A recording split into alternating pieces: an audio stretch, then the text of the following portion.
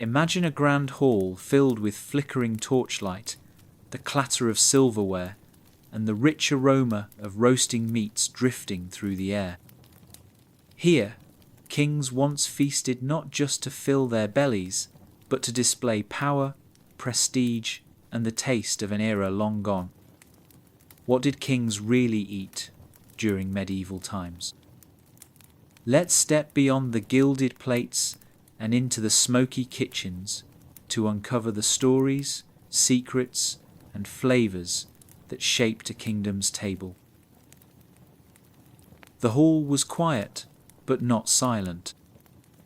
A faint crackle came from the torches lining the walls, their flames licking the stone with gentle hisses.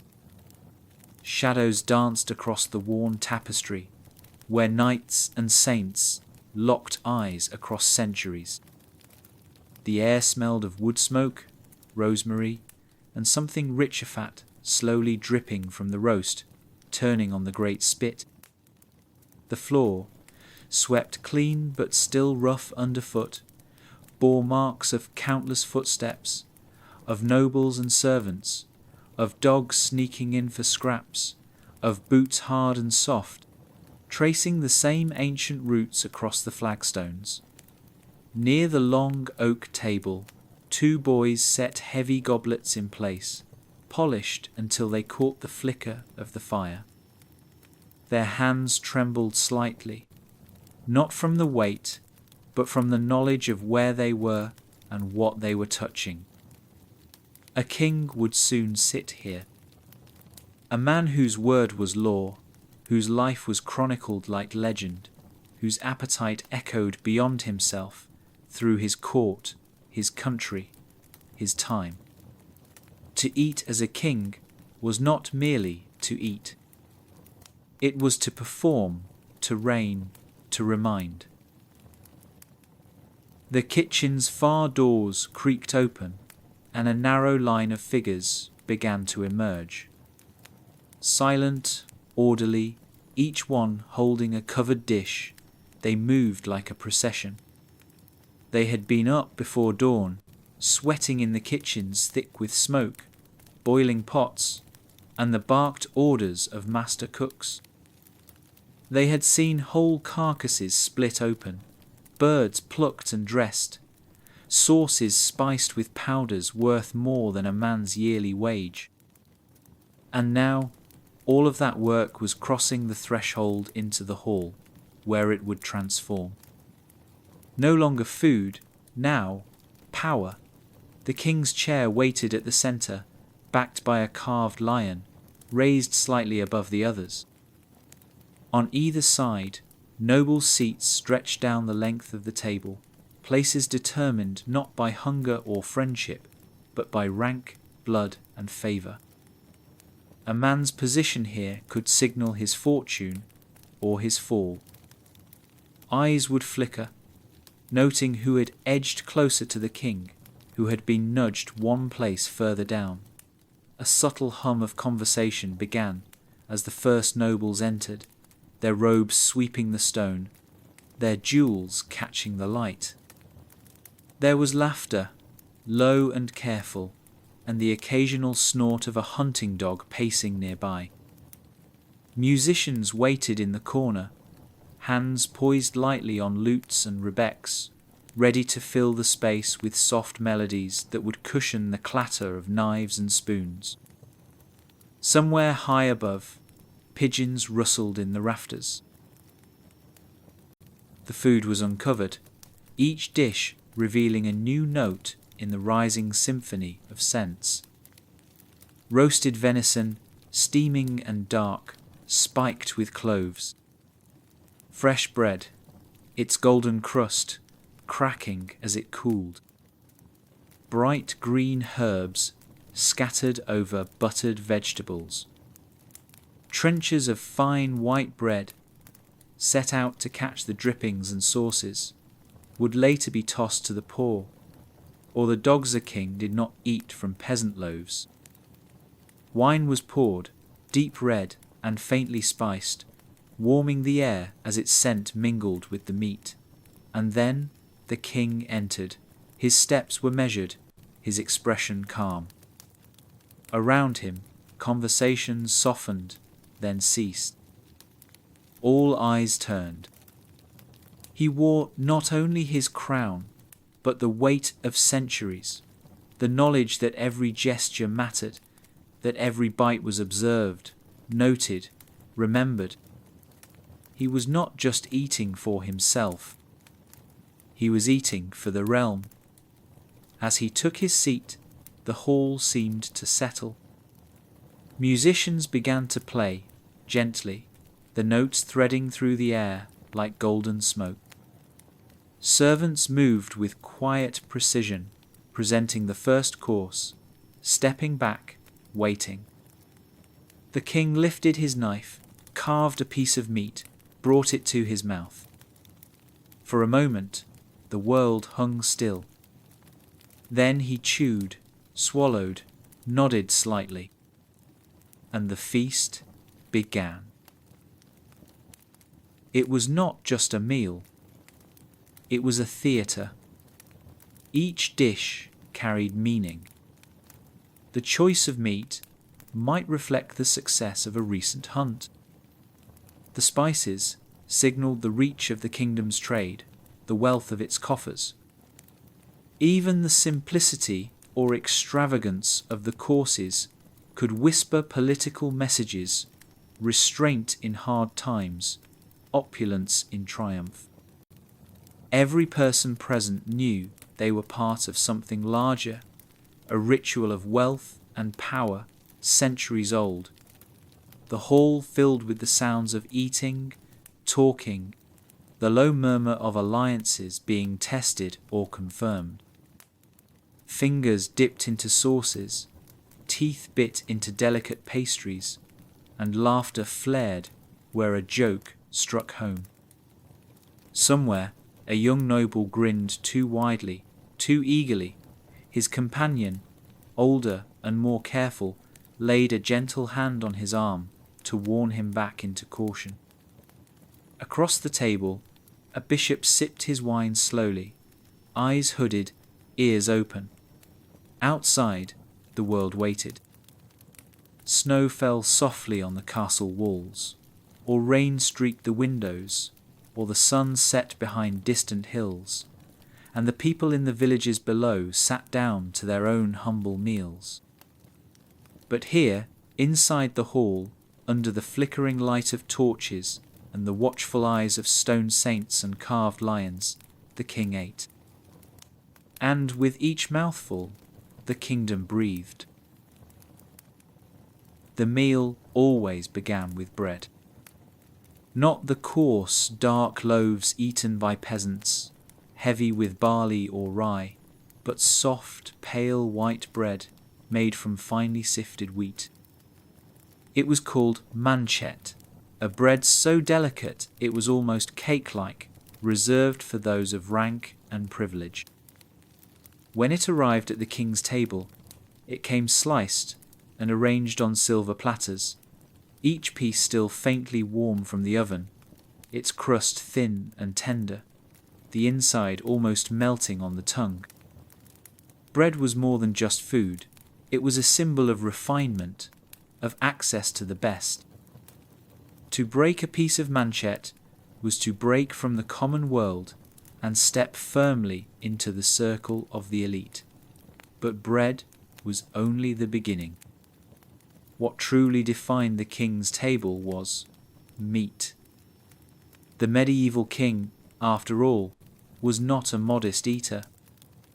His diet was built on flesh roasted, spitted, boiled, or stewed.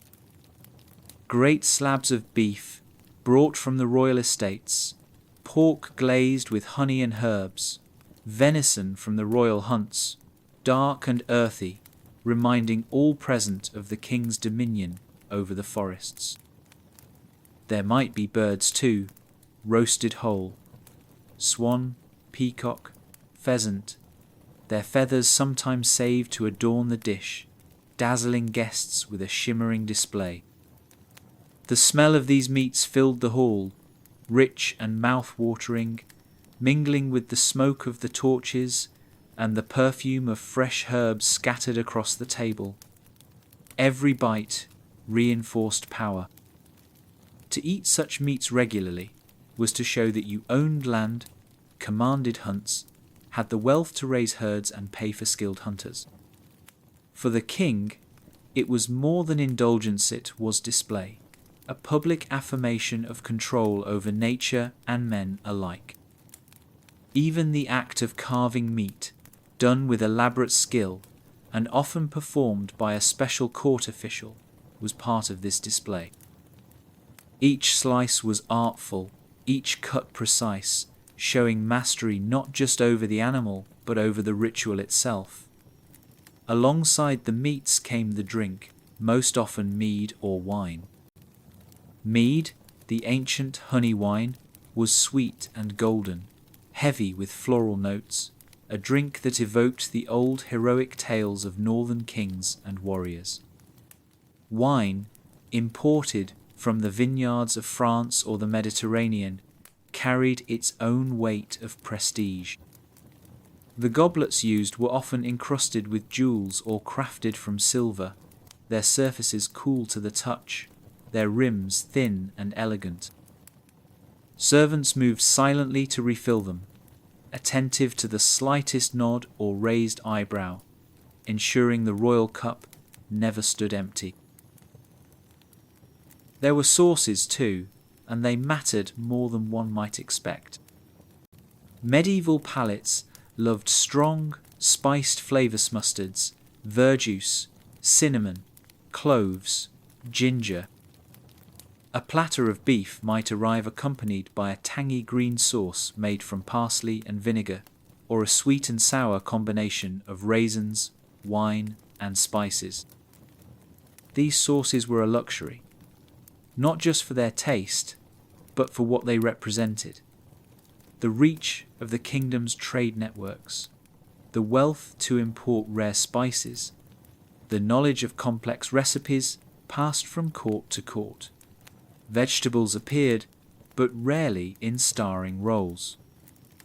A king might eat peas, or beans, leeks, or onions, but these were side notes, humble players in a performance dominated by meat and bread.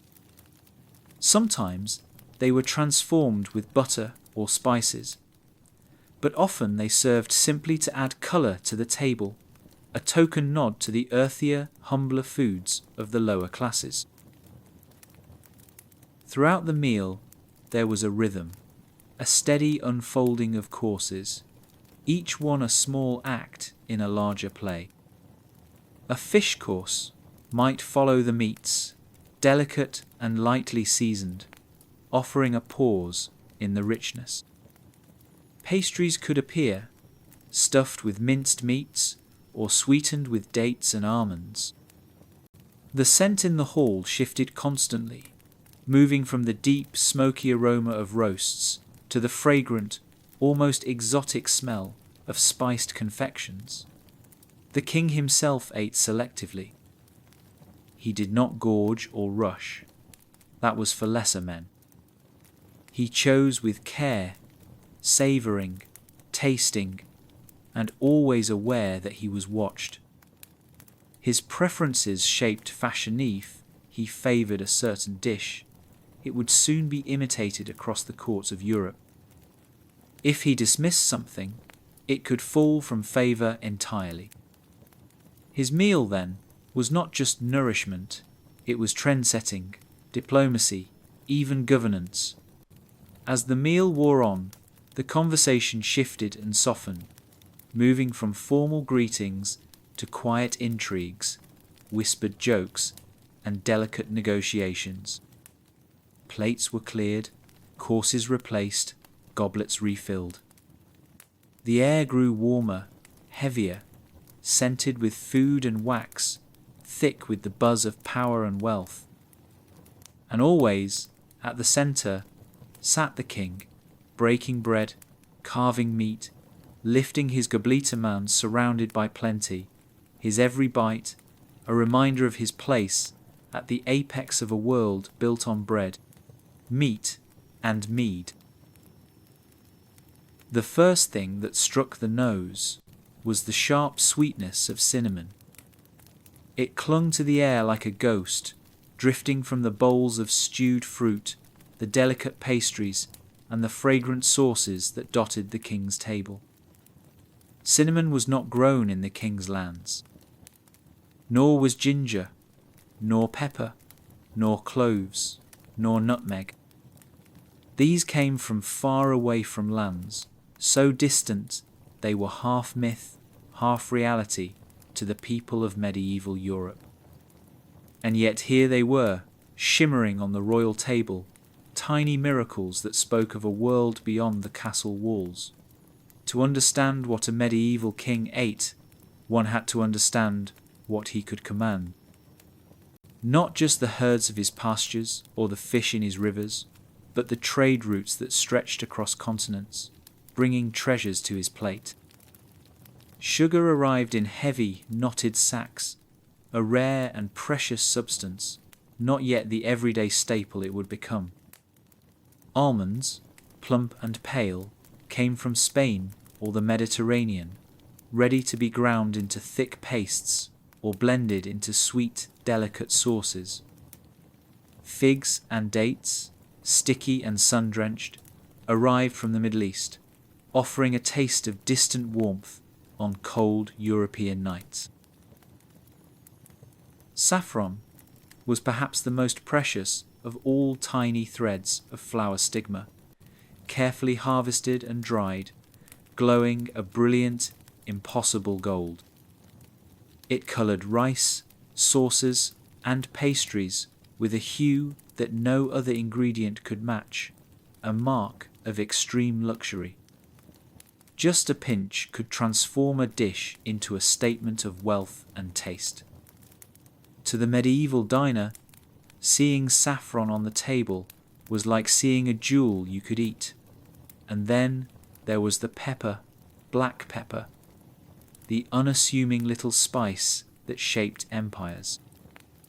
It arrived from India, carried across deserts and oceans by traders who risked pirates, storms, and war to deliver their wares to European ports. Once it reached the king's table, it was sprinkled liberally, its sharp heat cutting through the richness of meat and the sweetness of sauces. It was, in many ways, a quiet symbol of the world's interconnectedness, a thread linking the king's feast to lands he would never see. The wines too spoke of distant places. While some kings prized the strong local ales of their homeland, many were drawn to the allure of imported wines from the vineyards of France, Italy, or even the Eastern Mediterranean. These wines arrived in barrels, their surfaces often marked with wax seals or painted crests, proof of their journey and status. Once poured into jeweled goblets, they became more than drink. They were tokens of alliance, wealth, and worldly taste. Honey was another imported delicacy, though local honeys existed in plenty. But the finest honeys, with subtle floral notes or rare clarity, were sought after with great care. They were used not just for sweetening, but for glazing meats, thickening sauces, and preserving fruits. Combined with spices, they transformed even the humblest dish into something royal. These exotic imports were not eaten for survival. The king, after all, had ample bread, meat, and ale to sustain him. They were eaten for something deeper, for display, for pleasure, for the subtle exercise of power. To serve a dish laced with saffron or spiced with cloves was to remind all present that the king's reach extended far beyond his own lands. It was to say, silently but unmistakably, that the king's influence touched the ends of the earth, and it mattered how these foods were presented. A platter of almonds or sugared fruits might be arranged in intricate patterns designed to resemble flowers, coats of arms, or even tiny landscapes. Sugar sculptures, delicate towers, or miniature castles made entirely of hardened sugar adorned the feast, dazzling the eye before melting on the tongue. Every visual element reinforced the central message. Here, at this table, wealth and artistry met. Not everyone could partake in these wonders. The finest dishes were reserved for the king and his immediate circle. Lower nobles might receive less seasoned portions or simpler versions. Servants, watching from the edges, could only dream of tasting the delicate marchpane, the saffron rice, or the candied violets. For them, the feast was a spectacle, a display of a world they supported but rarely entered. Yet, for all its distance, the allure of these exotic foods shaped the dreams of an entire kingdom. When people spoke of the king's wealth, they spoke not just of gold or land, but of the flavors he commanded the ability to taste the world in a single bite. To sit at his table was to taste a piece of that unreachable world, to feel, for a moment, the sweep of empires, the crossing of oceans, the hum of markets far away. And as the king lifted his jeweled goblet or savoured a spoonful of spiced sauce, the hall seemed to widen, stretching outward across continents, binding pastures and ports, ships and spices, into a single, shimmering, edible world. The hall was not simply a place to eat, it was a stage, and the ritual of dining was its carefully choreographed performance. Every movement, every glance, every bite was wrapped in layers of meaning, hierarchy, and ceremony. The medieval king did not sit down casually, nor did he rise from his meal without purpose. Everything at the royal table was governed by order, a delicate dance between appetite and authority, between hunger and display. The arrangement of the table itself spoke volumes. At its centre, on a slightly raised dais, stood the king's chair, grander than the others, often backed with intricate carvings of lions, eagles, or religious symbols. It was not just furniture, it was a throne in miniature, a reminder that even at dinner, the king remained the sovereign. Beside him sat his queen, and closest to them, the most trusted nobles, advisors, or honoured guests. Further down the table, as the line stretched outward, sat lower-ranking lords, knights, clerics, and court officials, each placed according to a strict code of precedence. To be seated closer to the king was not only a privilege, it was a signal to all in the room of one's current, standing in the shifting tides of court politics. Before the meal began, there was ceremony. The washing of hands was not merely a matter of hygiene, but a ritual act symbolizing purification before the shared meal. A basin was brought forward, often by a specially appointed page, and the king would wash first, followed by the highest-ranking nobles, each one in turn under the watchful eyes of the gathered court. Servants brought perfumed cloths to dry the fingers, delicate touches that turned cleanliness into theatre. When the first dishes were brought forth, they were not simply plopped onto the table. The presentation mattered. A senior court official, often the steward or carver, would oversee the unveiling of each platter, ensuring it was shown properly to the king before being served. The carver himself was a master of his craft, trained in the precise art of slicing meats with elegance and skill. His hands moved with the finesse of a dancer, cutting each piece cleanly, arranging it beautifully on the plate, always mindful that he was performing a role, not merely doing a job. No one simply reached for food at will. Courses were served in measured waves, with servants gliding between guests, offering platters or goblets, attentive to the smallest gesture. The king's needs came first, and no one ate until he had been served. Even his expressions mattered. A raised eyebrow, a murmured word, or a pleased nod could ripple outward, changing the mood at the table, affecting the pace and tone of the meal.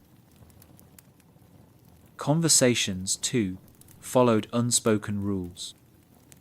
Guests near the king might engage in light discussion, careful not to overstep or dominate the space. Wit and charm were prized, but arrogance or indiscretion could cost dearly.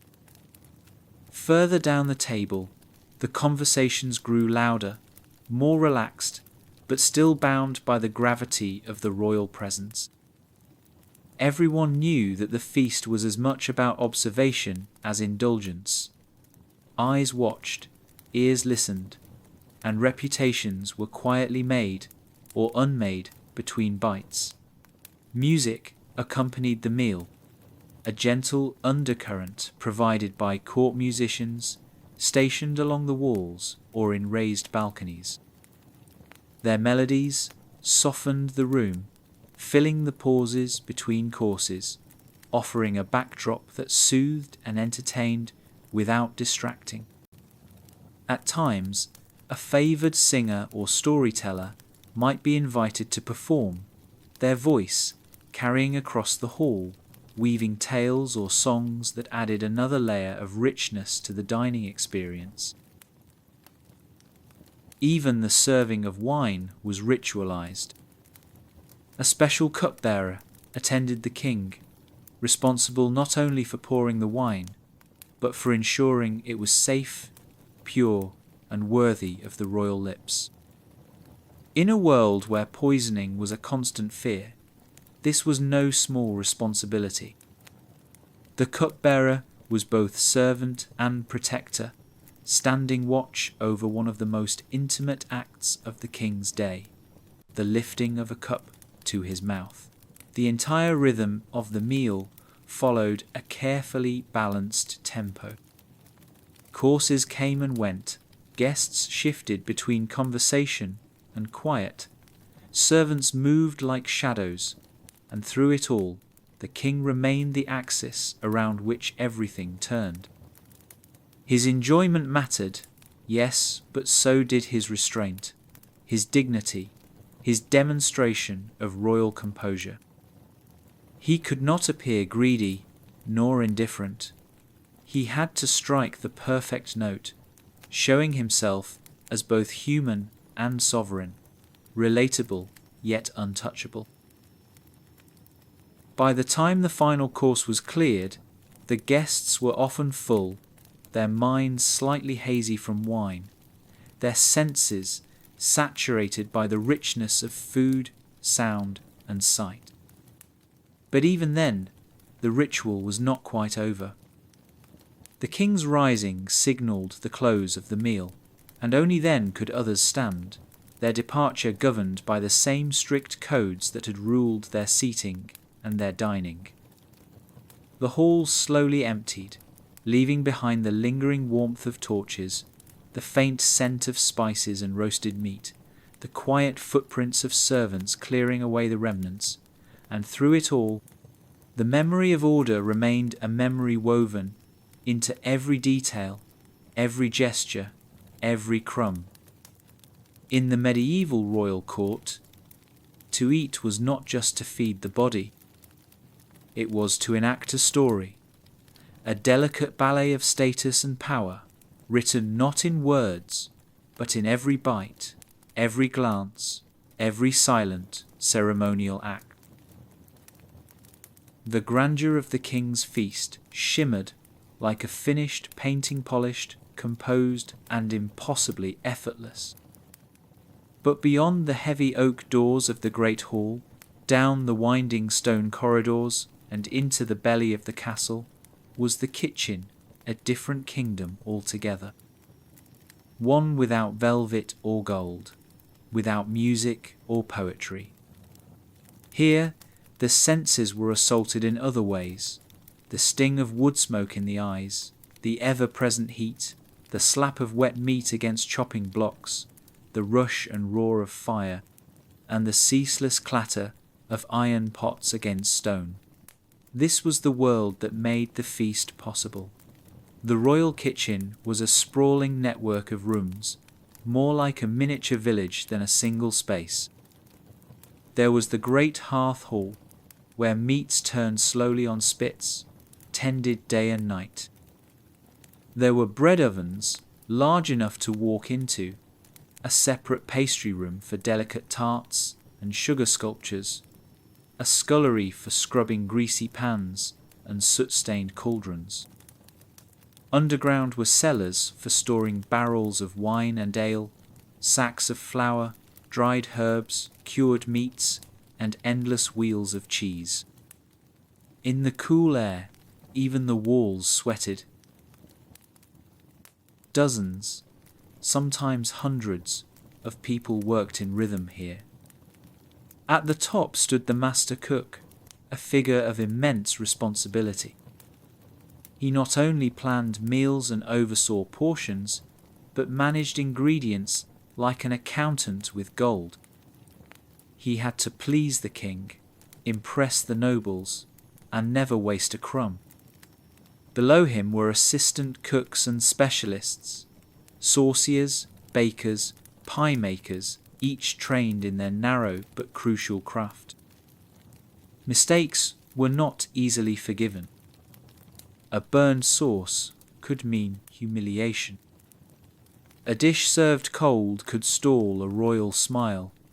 The kitchen's heat began long before dawn. Fires were lit in the dark, glowing embers feeding hungry ovens. Bread was always the first task, not just white loaves for the royal family, but coarse brown rounds for staff and servants. The bakers' faces were always dusted with flour, their hands calloused from kneading, their tunics streaked with dough. Beside them, the butchers worked in blood-stained aprons, carving carcasses with brisk efficiency, their movements quick, practiced, indifferent. The spit boys were often young boys of 10 or 12, chosen for their speed and stamina. Their job was brutal, to sit near the fire and turn the iron spit slowly, endlessly, for hours at a time. The heat blistered their skin, the smoke dried their throats, and the drippings of fat hissed as they struck the coals below. Sometimes the boys sang to keep pace. Sometimes they simply endured. Their small hands were burned, their eyes always watering. And yet the golden crispness of the roast, admired by all at court, belonged first to them. Then there were the cellarers and cupbearers, those who guarded the king's drink. They moved through the cool vaults beneath the castle, cataloguing barrels, uncorking casks, sniffing for spoilage. Wine was not just poured, it was selected with care, tasted, and served in exact measure. The cupbearer who approached the king's table bore more than a goblet. He bore trust. In a world where enemies whispered in every shadow, poisoning was a real threat. The bearer had to know the wine's journey from vineyard to vessel to hand.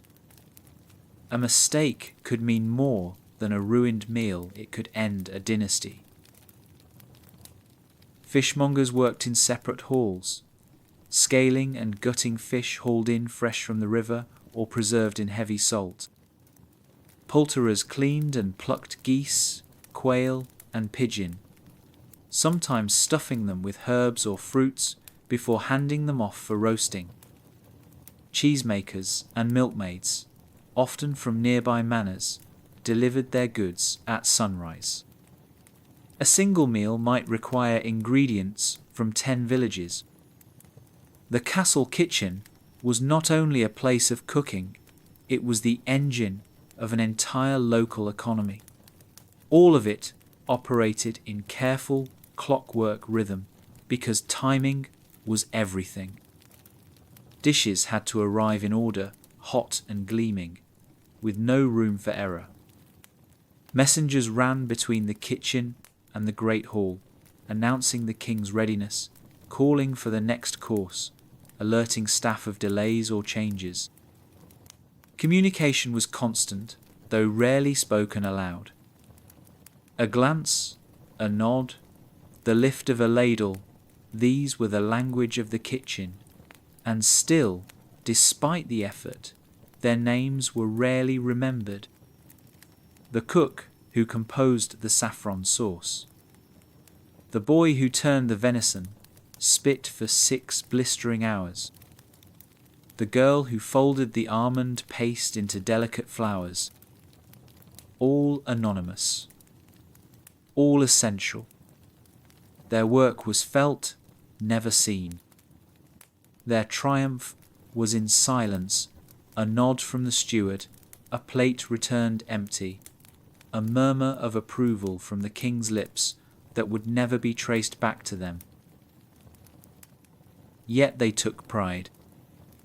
In the blur of labour, the stink of sweat and grease, they knew their place in the great dance of the court. While nobles polished armour and priests wrote sermons, they fed the empire quietly, skillfully, endlessly. Without their hands, the crown would go hungry. Without their sweat, the gold would taste like ash. And as the sun set and the final plates were cleared, the kitchen did not rest. There were knives to sharpen, floors to scrub, lists to revise. Tomorrow's feast loomed already. And so the fire never fully died, the ovens never fully cooled, and in the shadows of the castle, the unsung heroes worked on not for fame, not for glory, but because the king must eat, in the shimmering glow of the royal hall, where goblets sparkled and platters gleamed. Food was never just sustenance, it was power, wealth, and spectacle laid bare. To eat like a king in medieval times was to consume symbols as much as calories. Each course, each spice, each roasted beast was a message, sent silently from monarch to court, from crown to kingdom. And nowhere was this more vividly displayed than in the extraordinary grandeur of royal banquets, those carefully orchestrated evenings where the line between dining and diplomacy blurred. The planning for such a feast could take weeks. Every detail was plotted, the number of guests, the sequence of courses, the type of entertainment, the sourcing of rare ingredients from far-flung regions. Scribes recorded every order. Stewards made long lists of meats, spices, wines, and delicacies. Messengers were dispatched across the realm to secure what couldn't be found locally. A single grand banquet could demand goods from multiple regions, crossing rivers, forests, and borders. The guest list often included not just nobles and courtiers, but visiting ambassadors, foreign dignitaries, and powerful clergy. And so, the pressure mounted not only to feed, but to dazzle. In a world where literacy was limited, a royal banquet became a kind of language, one spoken in texture, colour, and aroma. To present a rare food was to speak of the king's reach. To serve dozens of courses was to affirm abundance. To decorate a pie with golden crust and sculpted creatures was to tell a story without words. As guests entered the hall, They were met with waves of smell smoke from roasting meats, the pungent sweetness of mulled wine, the tang of pickled fruits, and the sharp notes of vinegar and spice. Torches cast shadows against the stone, flickering across tapestries and banners. Trestle tables were lined with cloth and decorated with fresh flowers, greenery, and, at times, gold or silver vessels. The clinking of cups, the shuffle of servants' feet, the tuning of lutesit, all played beneath the surface hum of anticipation. The feast began not with food, but with formality. The king's entry was a signal, a spark. All rose as he approached his place, flanked by advisers and sometimes the queen. He was not only a ruler, but a hostand. This hall, this table, this moment were his domain. His seat stood slightly elevated, always in view, so that his manner and mood could be read like scripture by the others in the room. Then the procession of dishes began. The early courses often featured pottage or thick soup-slow-boiled blends of meat, legumes and grains.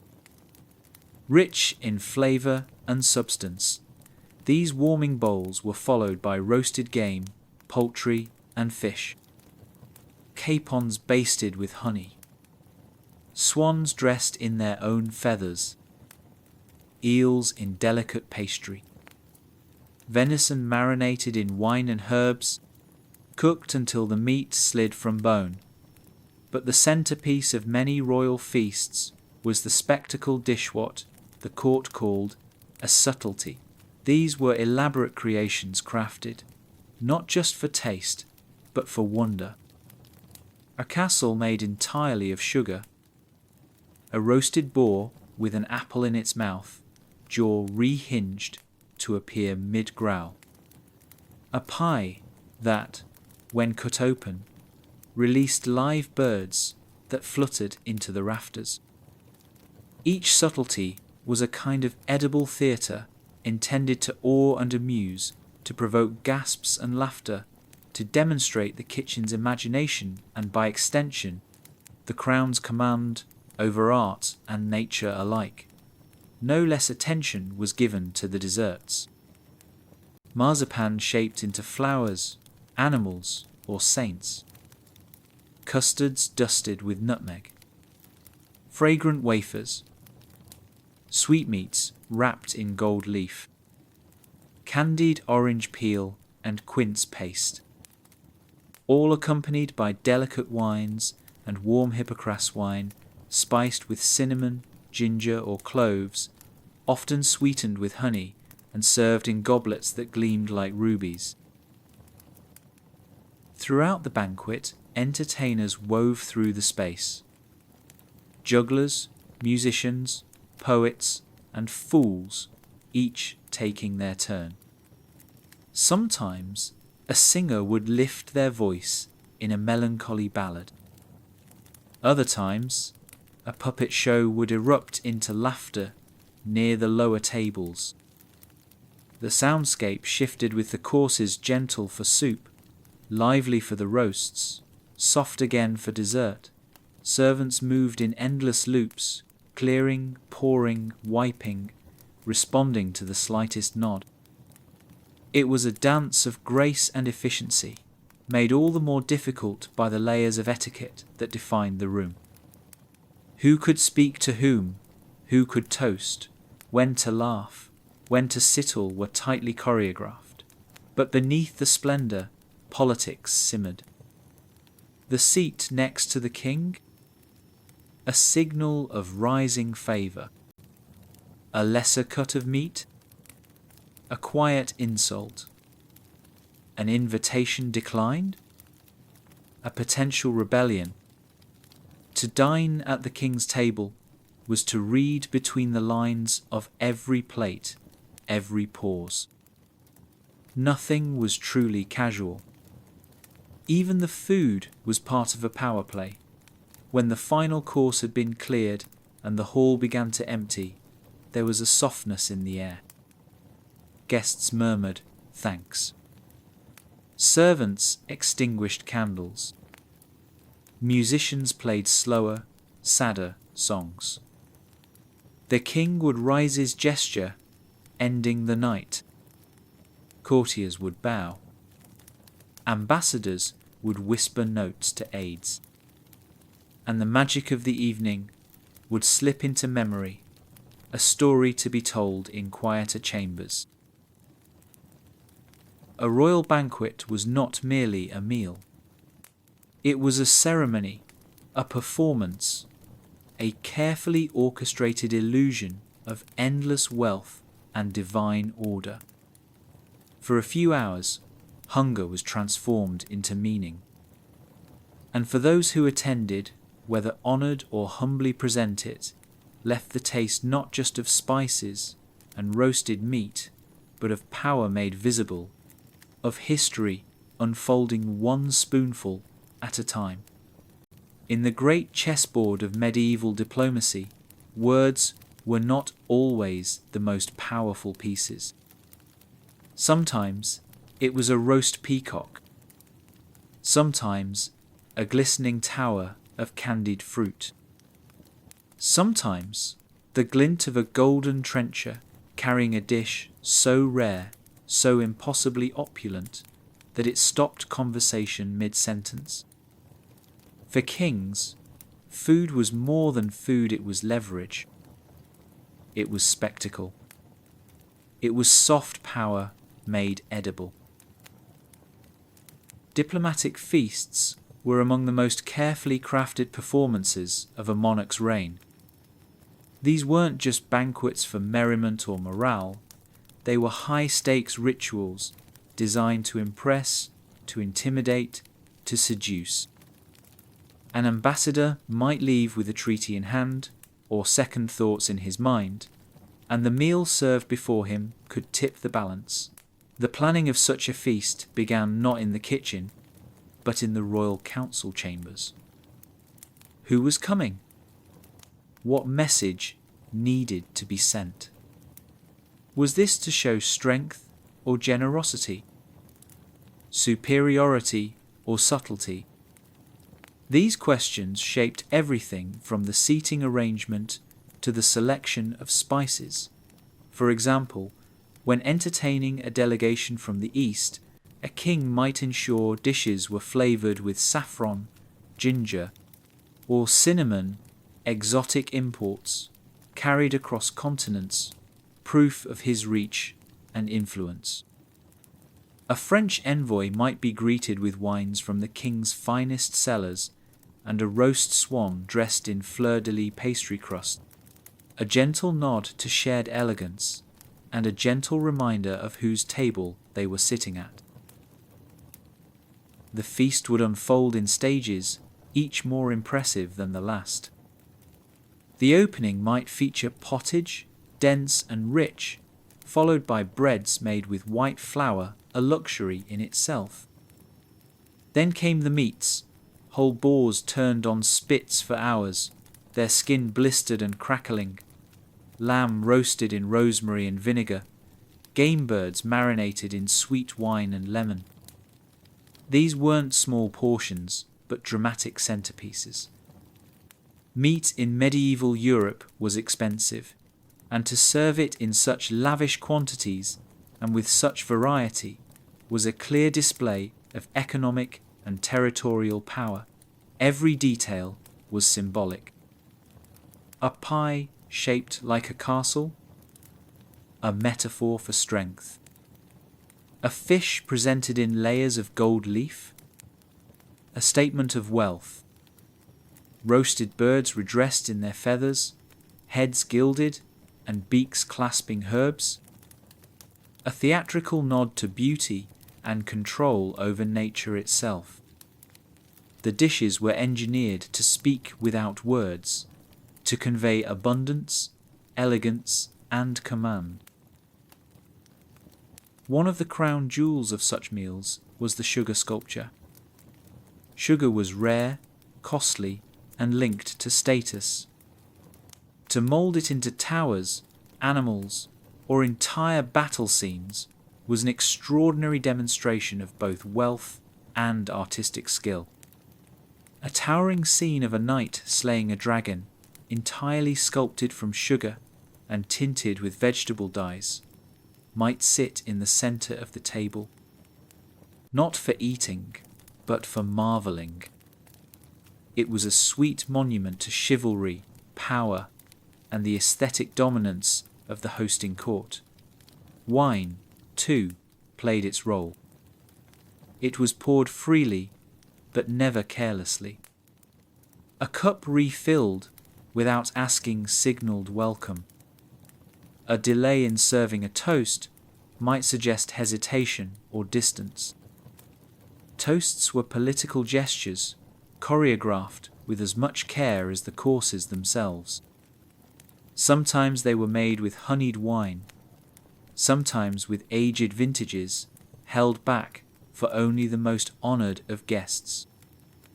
To taste a rare wine from the king's private vineyard was to be invited into a subtle inner circle. The king himself often ate modestly during these feasts. His restraint was noted, admired, imitated. It wasn't about consumption, it was about composition. The guests ate. The king watched. He hosted not as a glutton, but as a patron of culture, a guardian of elegance, a conductor of one magnificent edible symphony. Conversations flowed throughout the meal, but the tone was set by the food. A particularly grand dish would draw gasps and laughter. A rare ingredient would spark inquiries. A clever subtlety, like a pie filled with live songbirds, would shift attention away from politics and towards shared wonder. This was calculated too. Disarming a rival with beauty or humour was often more effective than any threat. Yet, these banquets weren't without tension. Rival nobles seated too close might glare between bites. A gesture of favoritism in seating or portion size could lead to gossip or offence. Every action was watched. Every bite had the potential to be interpreted. Even the order in which the servants approached guests held meaning. Behind the curtain of performance, the kitchens ran like a siege camp. Dozens of cooks, servers, carvers, and cupbearers worked in nervous coordination. Timing was everything. If the roast goose arrived 5 minutes late, it wasn't just a culinary failure, it was a diplomatic risk. In some cases, entire practice runs of the meal were performed in advance, from preparation to procession, to ensure precision. As the feast wound down, the music softened. Sweet dishes arrived in glittering trays. The final acts were often quieter cheese with spiced wafers or pears stewed in wine. These subtle endings allowed space for final conversation, for murmured proposals or subtle provocations. When the guests departed, full and a little drunk, they carried more than favours or memories. They carried impressions of wealth, of grace, of power so confident it could afford to be generous. And so the meal did its work. Treaties signed the next day bore the subtle flavour of honeyed wine. Borders softened like roast duck. Enemies reconsidered. Allies were won. In the end, diplomacy wasn't always sealed with blood or ink. Sometimes it was sealed with goose, fat, and cloves. When the final roasts were cleared and the last drops of wine were sipped, the mood in the great hall shifted. The air, once thick with the scent of seared meats and savoury broths, began to fill with something softer, a sweetness that whispered through the torchlit room like a promise. For medieval royalty, dessert wasn't just a final course, it was a statement, an exhale of luxury, a quiet, gilded climax to an evening of calculated spectacle.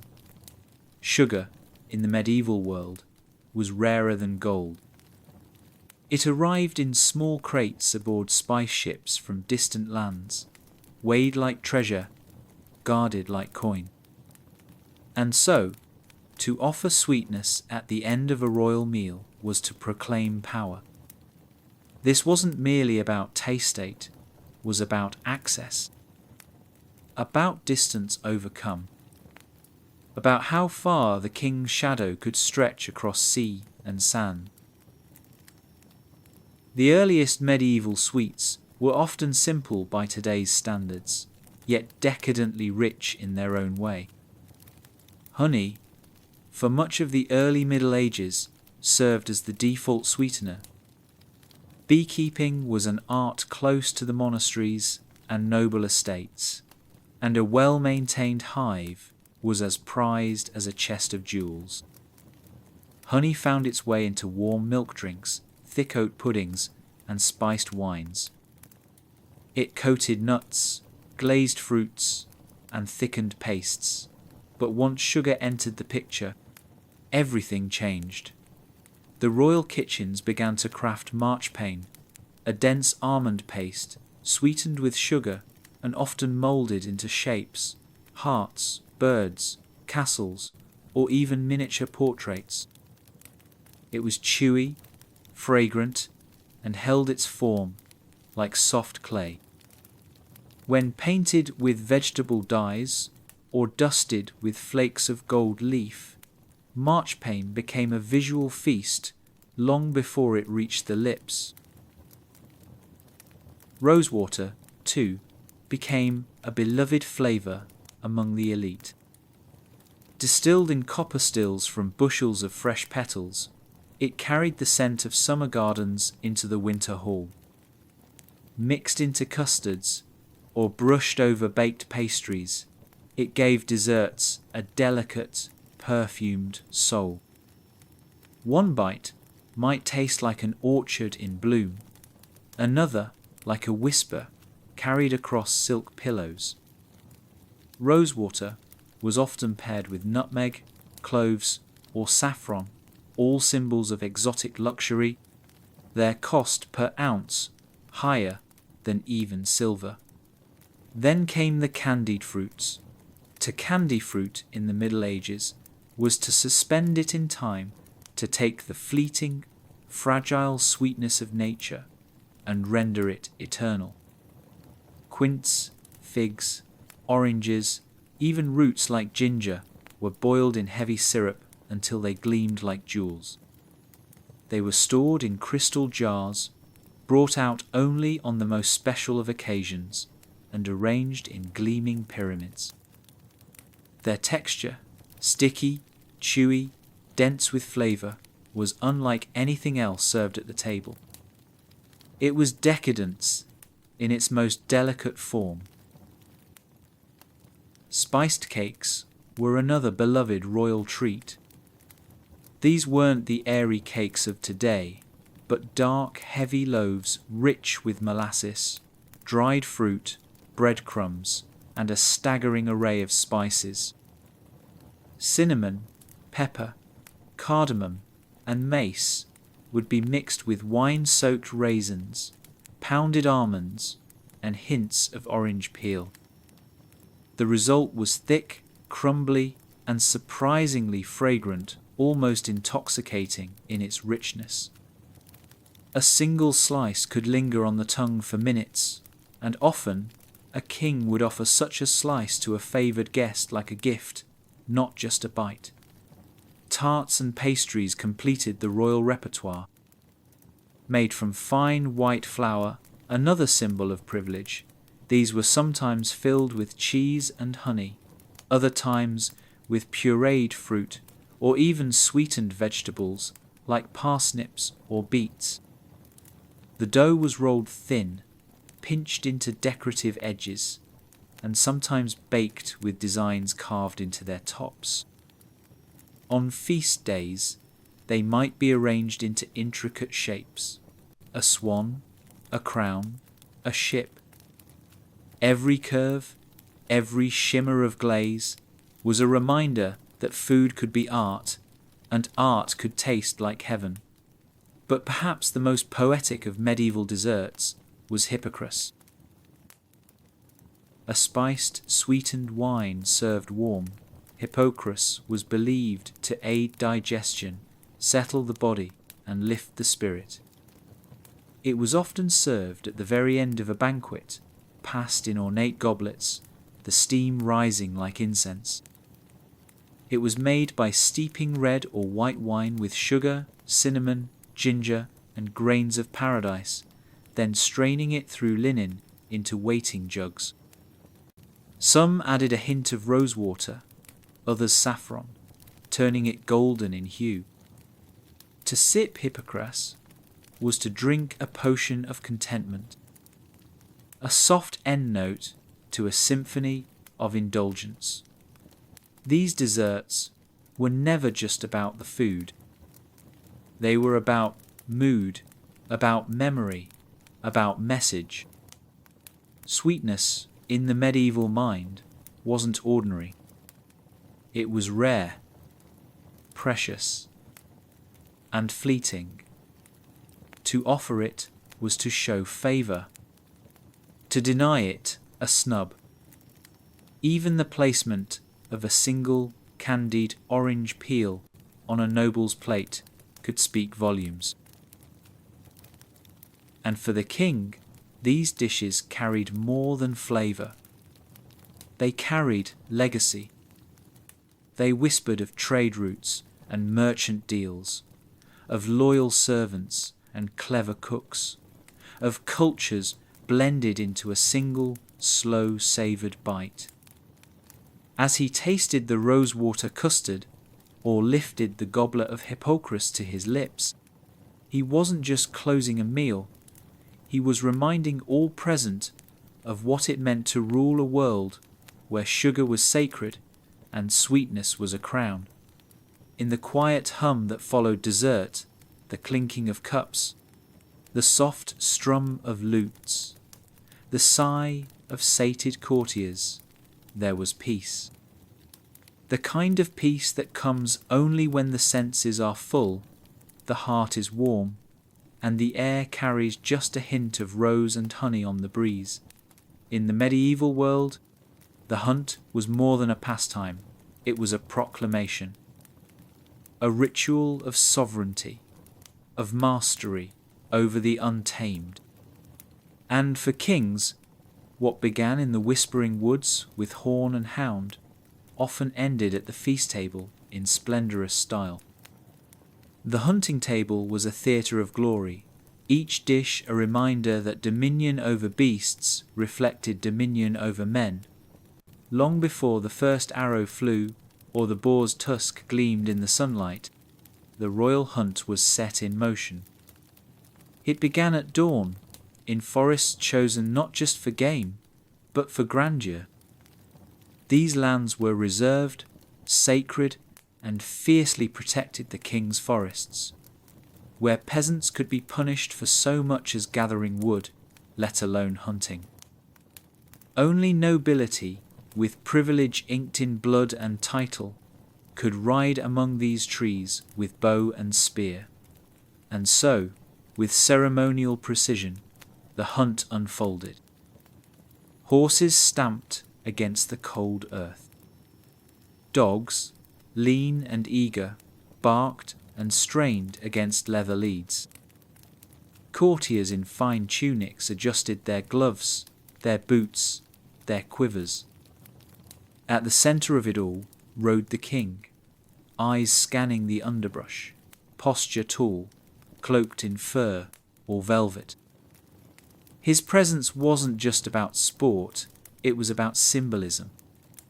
He was the lion among men, the apex predator on two legs, and the forest, like the court, bent to his will. When the boar charged, it was chaos. When the stag leapt, it was poetry. The thrill of the hunt lay not just in the capture, but in the chase, the heaving breath, the muddy gallop, the moment of decision when spear met muscle and silence returned to the glade. The kill was not merely bloodshed, it was ceremony. And once the beast was felled, the butchering began. Even this was ritualistic, done by skilled hands, each cut deliberate, each part claimed with purpose. Back at the castle, the kitchens roared to life. The day's spoils were laid upon great wooden tables, thick cuts of venison, still rich and red, wild boar with layers of fat, perfect for slow roasting, pheasants plucked with care, their iridescent feathers set aside for decoration.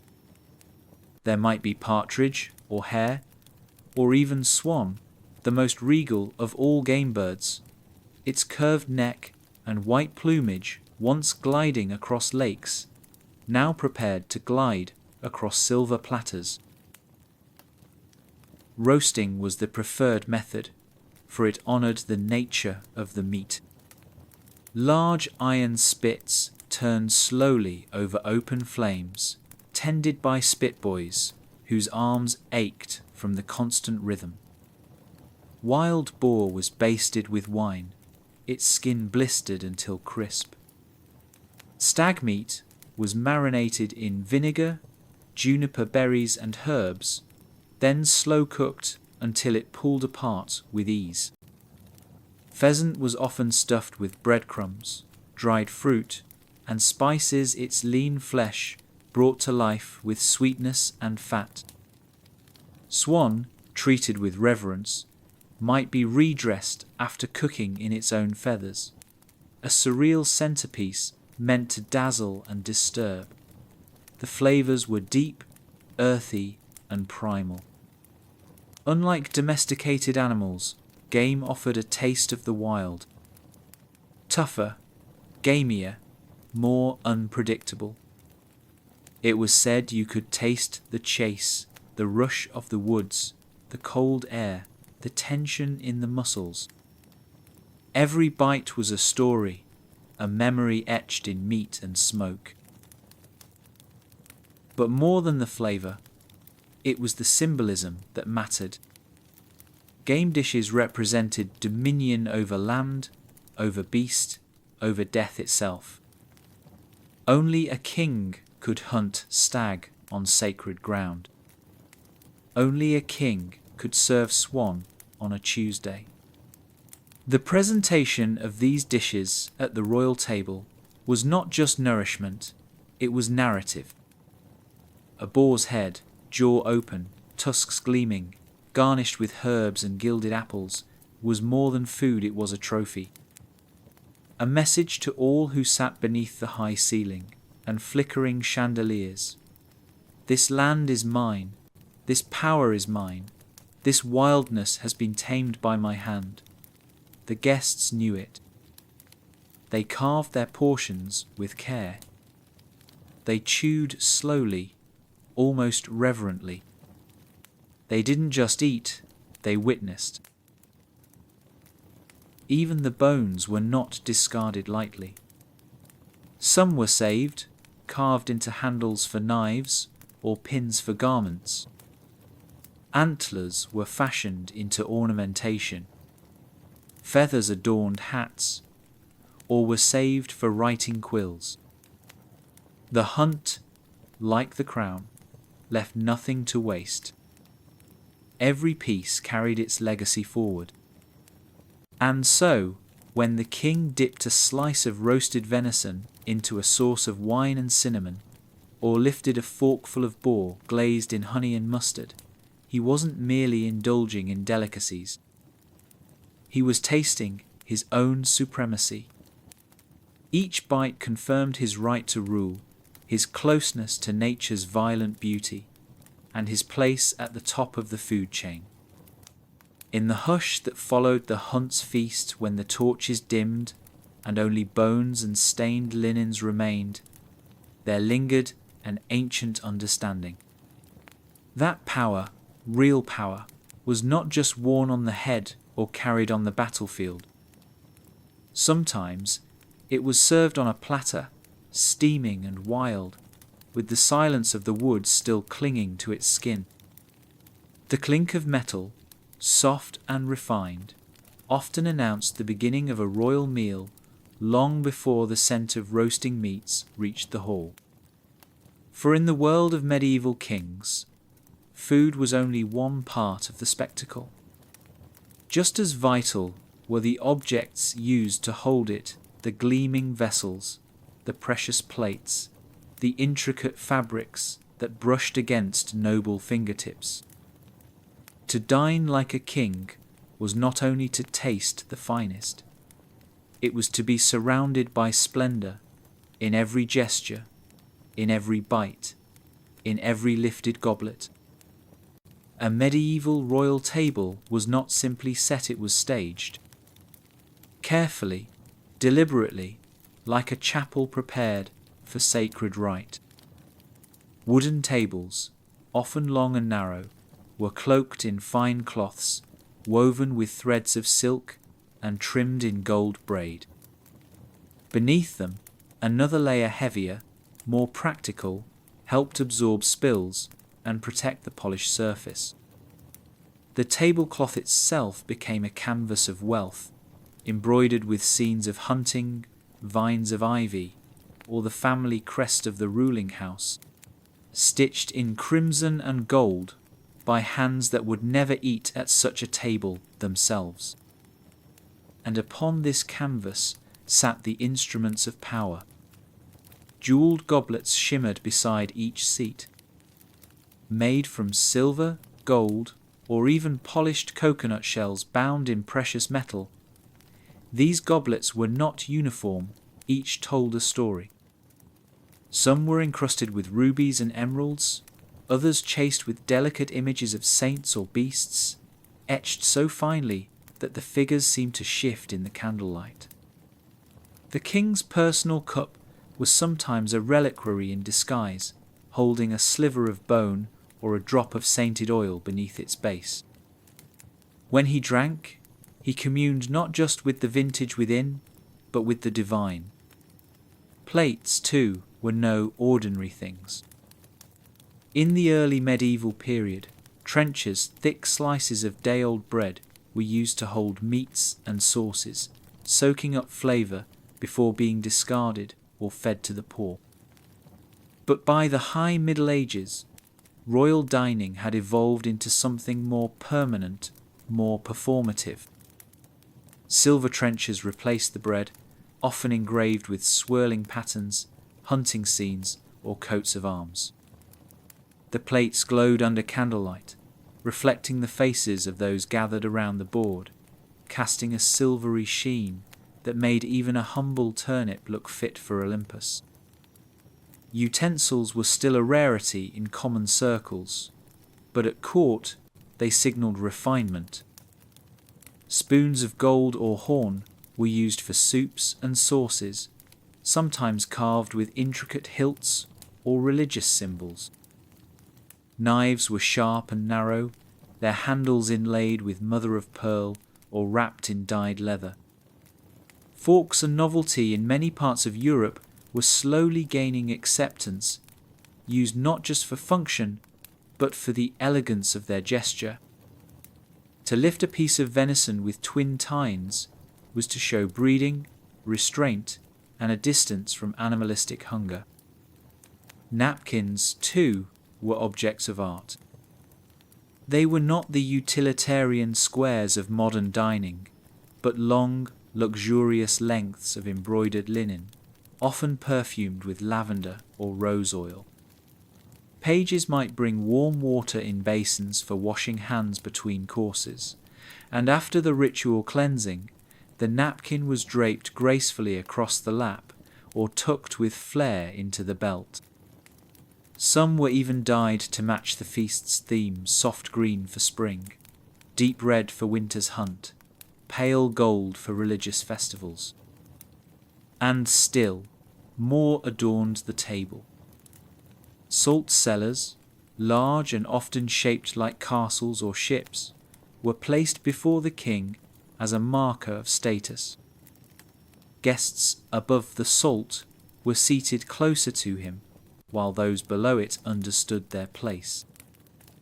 The salt itself, white and rare, was carved into small pyramids, all pressed into tiny moulds, a precious reminder that even the simplest tastes came at a cost. Candlesticks of bronze or gilded iron stood sentry between platters, their flames dancing on the goblet's curves, casting long shadows across the tapestry-covered walls. Small bowls of herbs or petals perfumed the air, mingling with the scent of roasted meats and spiced wine. Even the bread basket, if one could call it that might be a carved wooden casket lined with silk, each roll stamped with the baker's seal, each crust dusted with flour as fine as snow. These objects weren't just decoration, they were diplomacy. A jeweled cup, offered to a foreign ambassador, said more than a dozen treaties. A seat beside the king, complete with matching plate and silver knife, could make or break a noble's future. To dine at the royal table was to be measured not just by what one ate, but by how one held the goblet, how one folded the napkin, how one waited, silently, until the king took the first bite. Even the act of clearing the table was choreographed. Dishes were removed with care, their surfaces wiped with clean cloths, their value guarded by watching eyes. Servants spoke in hushed tones, their footsteps softened by rush-strewn floors. To drop a silver spoon was not merely a mistake, it was a moment of tension, a brief fracture in the ritual. And if the king laughed, the court laughed. If he frowned, hearts pounded. In this world, where the table was a throne and every meal a ceremony, the very tools of dining whispered stories of power. They gleamed not only with gold, but with purpose. To eat with such grandeur was to remind the world that majesty extended beyond words and wars. It lived in silence, in silver, in the slow, deliberate lifting of a spoon heavy with saffron broth. It lived in the sheen of a goblet passed hand to hand, in the soft rustle of embroidered linen, in the quiet glint of candlelight bouncing from gem to gem across a table built to awe.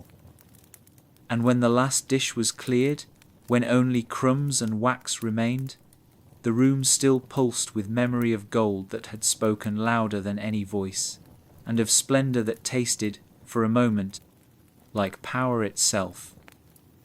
In the long arc of medieval history, the royal table became a quiet stage upon which centuries of cultural change unfolded. From the austere meals of early medieval warlords to the glittering excesses of late medieval courts, royal dining was never just about sustenance. It was a mirror of power, of politics, of Europe's shifting soul. And in the clatter of knives and goblets, in the changing scent of broths and spices, the evolution of a civilization could be traced. In the early Middle Ages, royalty lived more like chieftains than emperors. Their courts were mobile, moving from stronghold to stronghold, shadowed by cold stone walls, damp halls, and smoke that lingered too long in the rafters. Meals were hearty but plain, dominated by necessity rather than display. Bread, cheese, stews, made of whatever game or livestock was available. these were the staples. Wine was rough and often watered. Vegetables, when eaten, were more medicinal than indulgent. A king's dinner might look little different from that of a well-off retainer, save for slightly better cuts of meat and a greater quantity of bread. The tone was utilitarian. There were no menus written in elegant Latin, no armies of cooks sculpting swans from sugar. Meals were communal, eaten from shared trenchers. Cutlery was rare. Hands did most of the work, and napkins, when they existed, were often just the backs of sleeves or scraps of cloth. Status was not yet carved into silver or poured into crystal. Power came from the sword, not the serving dish. And yet, even in these rugged feasts, the seeds of ceremonial dining had been planted.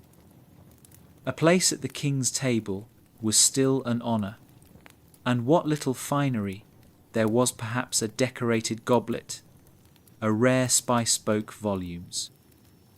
But, as the centuries rolled on, Europe began to soften and shimmer. The Crusades brought not only bloodshed, but contact with Byzantine ceremony, with Islamic sophistication, with spice routes and trade networks that carried the world's richness into the cold kitchens of the West. The royal table, once Spartan and smoky, began to swell with colour and fragrance.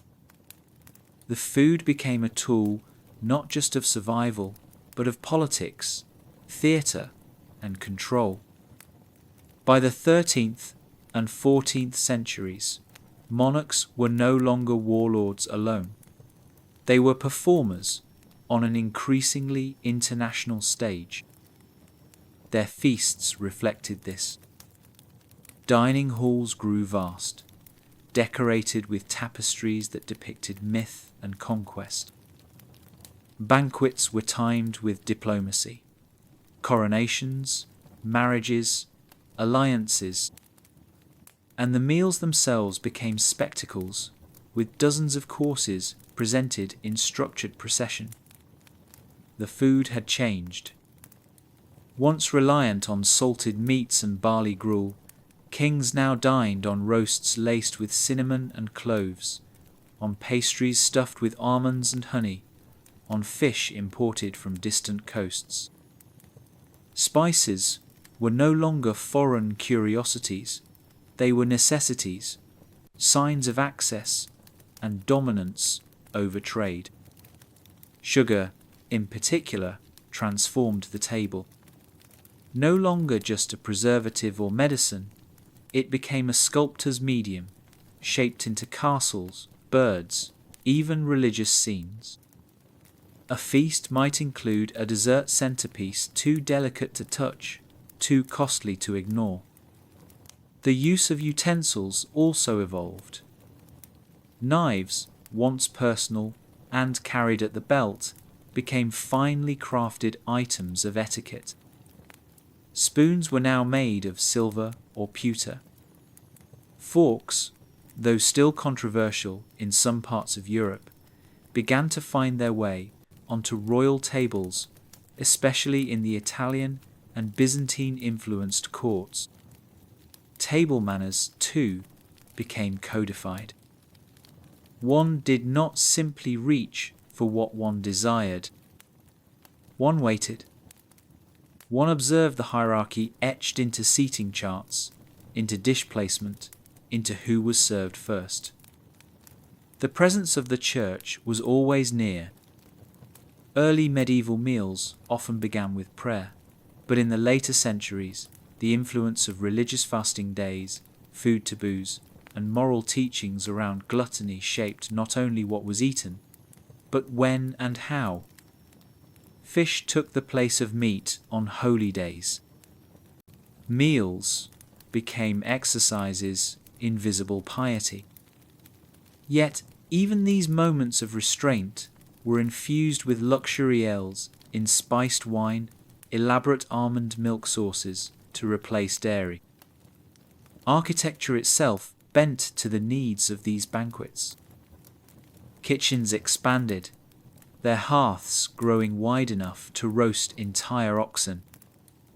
Storerooms filled with barrels of preserved cherries, dried herbs, imported citrus. Service corridors and pantries were designed to hide the clatter and mess, to preserve the illusion that food arrived effortlessly, as if conjured. Cooks and stewards multiplied.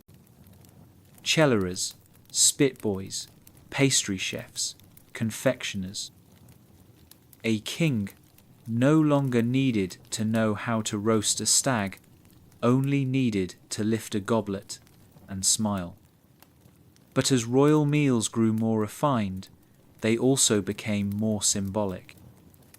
Each dish, each course, each flourish of sugar and spice was designed not only to nourish, but to awe.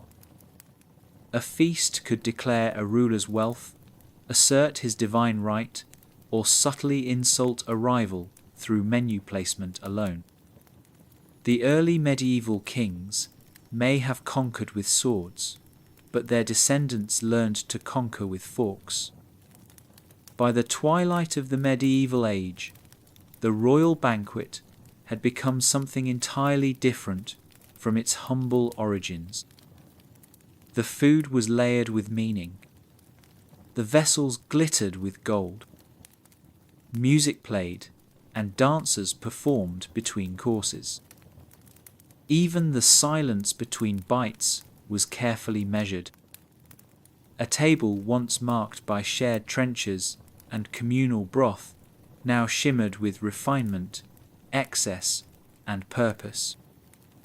And yet, in the flicker of candlelight across a gilded goblet, something of the old still remained a memory of a simpler time, when power tasted like roasted meat and bread shared between warriors. The journey from then to now was written not only in chronicles, but in courses, in flavour, in the slow evolution of appetite shaped by centuries of empire, ambition, and imagination. In the golden glow of the great hall, where goblets sparkled and meat steamed on silver platters, it was easy to believe that the world was rich. That hunger was a stranger. That every belly was as full as the king's. But beyond those carved stone walls, beyond the laughter of lords and the rustle of velvet, another table told a different story, wooden, cracked, and nearly bare. The contrast between the king's meals and those of his subjects was not merely one of taste or presentation. It was a chasma, daily reminder that power decided not only who ruled, but who feasted and who fasted. While monarchs dined on swans stuffed with herbs, their people tore stale crusts from coarse loaves, praying that the mould hadn't set in too deep. A peasant's meal, if it could even be called that, was built from necessity, not indulgence. Barley, rye, and oats were their grains, not the fine white flour reserved for the courts. Their bread was dark, dense, sometimes bitter. It filled the stomach, yes, but brought little pleasure. In years of poor harvest, even that was rare, stretched thin with acorn flour or mashed beans, leaving loaves that sat like stones in the gut. Vegetables, wild greens, and root crops made up the bulk of their diet. Onions, leeks, cabbages, parsnips boiled into stews, eaten raw, or roasted when firewood was not too scarce. Protein was rare. A bit of salted pork hung high in the rafters might last a season, each thin slice shaved with care and reverence. Eggs, if the hens were generous. Cheese, if the cow hadn't fallen ill. Milk diluted with water. Butter only on holidays. The royal kitchens roasted haunches of venison until their juices ran down gilded plates. But peasants trapped rabbits in snares or went without meat for weeks. Hunting the king's game was a crime. Poaching was punishable by mutilation or worse. So even the animals that roamed freely through peasant fields could not be touched, belonging as they did to the crown and the nobility. The king's forests were full. The peasants' bowls, often empty. Fish was slightly more accessible, especially near rivers or coasts, but even then, salt to preserve it was expensive. The sea, while generous, did not always offer to those without nets, boats, or time. And so, much of the year, a peasant's table looked the same: porridge, stew, rough bread, and water. Water, not the wine infused with cinnamon or clove that flowed like rivers in the royal court. Not the imported ales or spiced meads served in crystal. The water drunk by commoners often came from streams near livestock, muddy wells, or wooden barrels left open to the rain. It wasn't always safe, but it was what they had.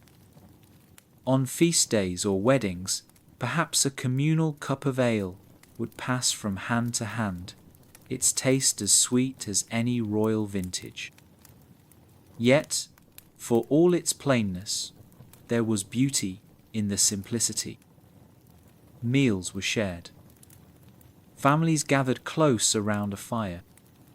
The rhythm of the seasons guided their cooking, stinging nettles in spring, berries in summer, nuts in autumn. Theirs was a cuisine of survival, yes, but also of deep knowledge. They knew which roots healed, which mushrooms killed, which herbs soothed the sick child. What they lacked in finery, they carried in wisdom. And sometimes the king's excess trickled down. After great feasts, the leftover meats and breads might be collected by servants and sent out as alms. In theory, this was charity. In practice, it was a meagre consolation. Scraps wrapped in cloth. Bones already picked. Fat from the edge of roasts scooped into cold bowls. The king gave to the poor not from abundance, but from waste. The church fed some. Monasteries offered pottage to those who knocked at the gates. Bread was handed out on holy days, symbolic of Christ's body and the kingdom's supposed compassion. But hunger never left. In times of famine, when crops failed or war ravaged the land, people ate bark, boiled weeds, or nothing at all. Children grew with bowed legs and hollow cheeks. Mothers went without to feed their infants. And kings still dined on gilded birds. There were festivals, of course. Times when the village baked together, brewed together, killed a pig, or danced around a fire. Weddings, harvests, saints' days. On those nights, the line between rich and poor seemed to blur if only briefly. Music played. Stew bubbled. Ale spilled. And for one flickering moment, everyone felt full. But the next morning, the king still rose to platters of sugar-crusted tarts, and the peasant to a wooden bowl of yesterday's broth. In that quiet contrast, the truth of the medieval world lived not just in cathedrals or crowns, but in crumbs and cauldrons, in who tasted sweetness and who only dreamed of it. The royal table may have glittered with gold, but the wooden table in the thatched cottage held its own kind of storier, quieter, harder one. And it is worth remembering, in every tale of kings, what was left uneaten. In the telling and retelling of history, the royal table often becomes less of a place to eat and more of a stage where myth and memory, spectacle and truth blur deliciously together. For centuries, stories have circulated about what medieval kings supposedly ate, and more than a few of them sound too extravagant, too bizarre, or too poetic to be real. But were they? Or are these just gilded lies passed down like bedtime tales? Let us lean in closer now, not to a steaming platter, but to the stories that surround Itand, sift what's real from what's wrapped in fancy. Start with the peacock, that most theatrical of birds. Legend says it was cooked, then redressed in its own shimmering feathers and presented at feasts with a crown on its head. A symbol of vanity turned into nourishment. As absurd as it sounds, this one is mostly true. In the later medieval courts, cooks would indeed skin the peacock carefully, roast the bird, and then wrap it once more in its iridescent skin for dramatic presentation. The result wasn't particularly appetizing. The meat was dry, tough, and gamey, but that wasn't the point. It was meant to dazzle, to silence a room, to say, "Look what we can do." And it wasn't just peacocks. Swans were served the same way, often paired with elaborate allegories. A white bird on a silver platter, wings outstretched as if still in flight, glistening beneath the flicker of torchlight. It made for a beautiful lie, the illusion of life served at the edge of a knife. These dishes were rarely eaten in full. They were admired, talked about, paraded, and then, often, removed. A theatrical first course.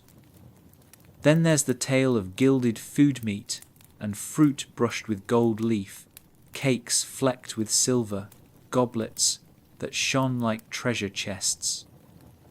Here, too, the truth is tangled but present.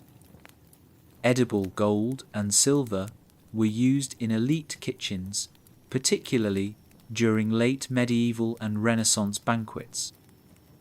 Gold was applied sparingly to candies, almonds, or even bits of meat, though not to enhance flavour. It was a performance, a proclamation that the monarch did not merely consume food, but transformed it into art. After all, what better way to assert divine favour than by eating what no ordinary human could afford? Of course, such extravagance birthed some wild exaggerations. Tales emerged of kings dining on hummingbird tongues, or sipping pearls dissolved in vinegar.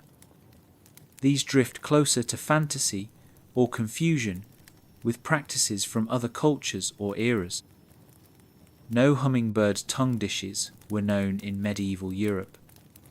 Pearls in vinegar? That's a Roman tale, tied to Cleopatra. But the appeal of these myths is clear. They make the king seem both more and less human. A man who eats jewels is no longer a man but also somehow more vulnerable, more absurd. And then there are the rumours of dishes made to trick the eye. Entire feasts sculpted to look like one thing and taste like another. Fish-shaped to resemble fruits. Pies that exploded with live birds when cut, like a twisted nursery rhyme. This, too, has roots in truth. The so-called subtleties, elaborate edible constructions, often placed between courses, were designed to impress and amuse. They might depict biblical scenes, castles, or animals, made from sugar paste, marzipan, or moulded jelly. In some courts, pies really were filled with live birds or frogs that would leap out, causing squeals and laughter. It was dinner as theatre, food as prank. Even the music of myth plays a role.